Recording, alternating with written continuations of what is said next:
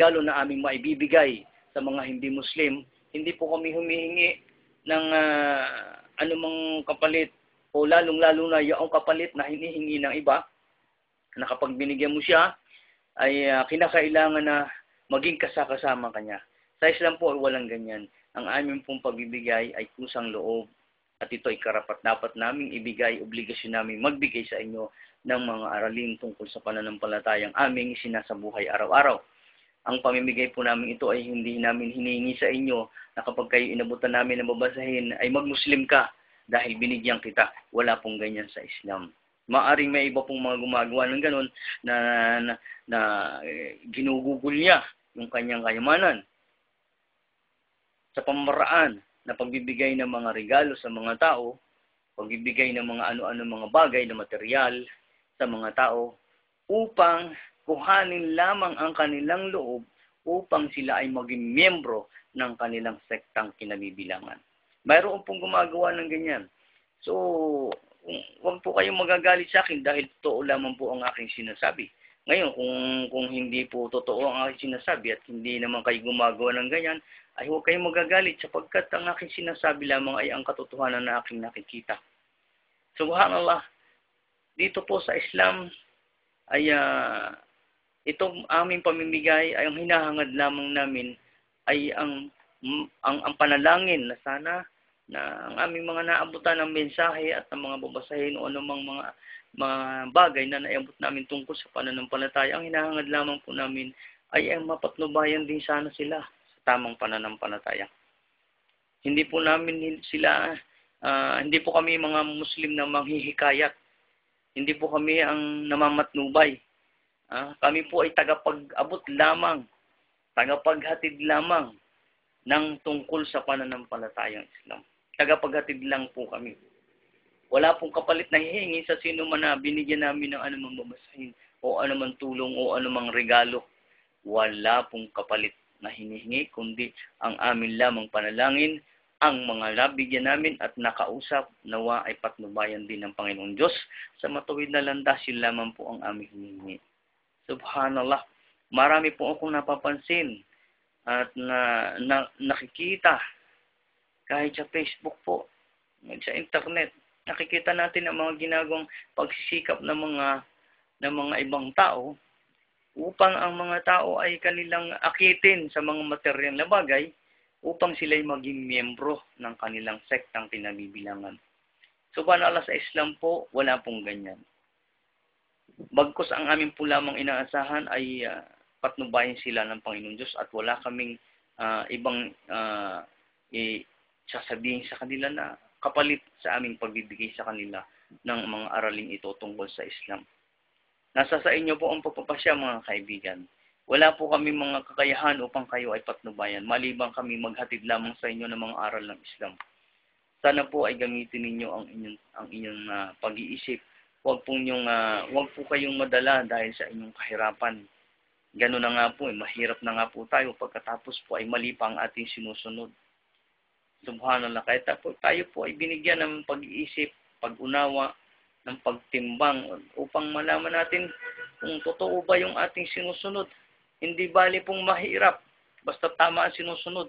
Ang masama po nito ay mahirap na nga po tayo, mali pa ang ating sinusunod. Pagkatapos ng buhay na ito, pagdating sa kabilang buhay, parurusahan pa tayo. Ano po ba ang nais natin? Gaya po kanina, kahapon ng umaga, may isang driver po ng van na napadaan po dito sa ating Islamic Center. At inabutan ko siya ng babasahin. Siya po ay nagtanong lamang tungkol sa bagahe ng isang kapitbahay at dito po pala yung address. Habang naghihintay kami ng lumabas yung may-ari ng cargo, ay kinausap ko yung driver. Tinanong ko siya. Sabi ko, kapatid, sa dami ng pananampalataya ngayon. At dahil lahat naman ng tao ay pagdating sa kabilang buhay, nais niya kaligtasan.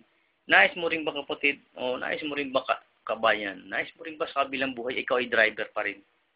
Alhamdulillah, si brother ay napatawa. Sabi niya, siyempre, gusto ko iba naman. Yung masarap, of course, gusto niya ay yung masarap namang buhay sa kabilang buhay. Oh, paano natin makakamit yun?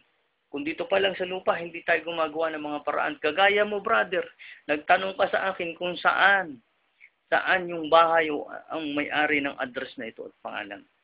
Dapat ganyan din tayo mga tao. Inaalam natin kung sino ba talaga ang tamang makapagtuturo sa atin kung saan yung tamang pananampalataya. Hindi tayo magiging bias o hindi tayo magiging kiling lamang sa kabila at yung kabila ay atin na lamang, huhusgahan na lamang, hindi naman din natin alam.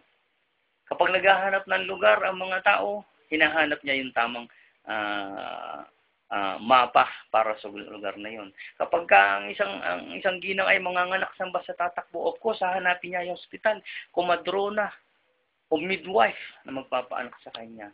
Kapag nais natin ay pumunta sa kumuha ng NBI, saan tayo pupunta? Sa police station ba? Hindi sa NBI. Of course, sa NBI office. Doon ang kailangan natin, doon tayo pupunta. O, kapag tayo ay halimbawa ay may sunog, saan tayo tatawag? Tatawag ba tayo sa bilihan ng cellphone? O tatawag ba tayo sa ibang lugar? Of course, doon tayo tatawag sa fire department sapagkat nasa kanila ang kakulang tulong na kailangan natin. Sa relihiyon, mga kaibigan, saan tayo lumalapit? Kanino tayo tumatawag? Of course, saan? Doon sa lumikha sa atin. Hihingi unang-una tayo sa Kanya. O Panginoon na lumikha sa akin, hingi tayo sa Kanya ng patnubay. Hingi tayo sa Kanya ng tulong na sana ipaunawa mo sa akin kung alin ba ang tunay na pananampalataya. Hingi niyo sa Kanya sapagkat siya lamang ang makapapatnubay sa atin. Subhanallah. Alam niyo po mga kapatid, kaibigan, ang sabi ng Allah subhanahu wa ta'ala, dahil nga sa pagpatnubay, kailangan tayo sa Kanya hihingi. Ang sabi niya, وَمَنْ شَاءَ مِنْكُمْ أَنْ يَسْتَقِيمَ وَمَا تَشَاءُونَ إِلَّا أَنْ يَشَاءَ اللَّهُ رَبُّ الْعَالَمِينَ. Ang sabi po ng Allah, ang sabi po ng Panginoon Diyos sa Kanyang huling revelation, sabi niya, sino man sa inyo nagnanais na tumahak na matuwid na landas, wala daw makagagawa. Maliban, patnubayan siya ng Panginoon Diyos. So, sino ang papatnubay sa atin? Hindi po ang mga magagaling lamang na mga ngaral. Hindi rin po ako ang mamamatnubay sa sino man, kundi ang ating tagapaglikhang Diyos. Siya lamang. Sinabi niya na, sino man ang tumahak sa matuwid na landas, hindi niyo ito magagawa. Maliban sa kayo ay patnubayan. Paano tayo papatnubayan? Kung unang-una, hindi natin hinahanap ang patnubay. Bagkus tayo umaasa lamang sa bukang bibig lamang o bukang bibig lamang ng ating kapwa, pagkatapos na masabi sa atin ng mga matatamis na salita, opo. Upo na lang tayo ng upo. Hindi na tayo nag-iisip. Wa akhiru da'wana anil hamdulillahi rabbil alamin. Asyhadu an la ilaha illa anta wa nastaghfiruka wa atubu ilaik. Assalamu alaikum warahmatullahi wabarakatuh.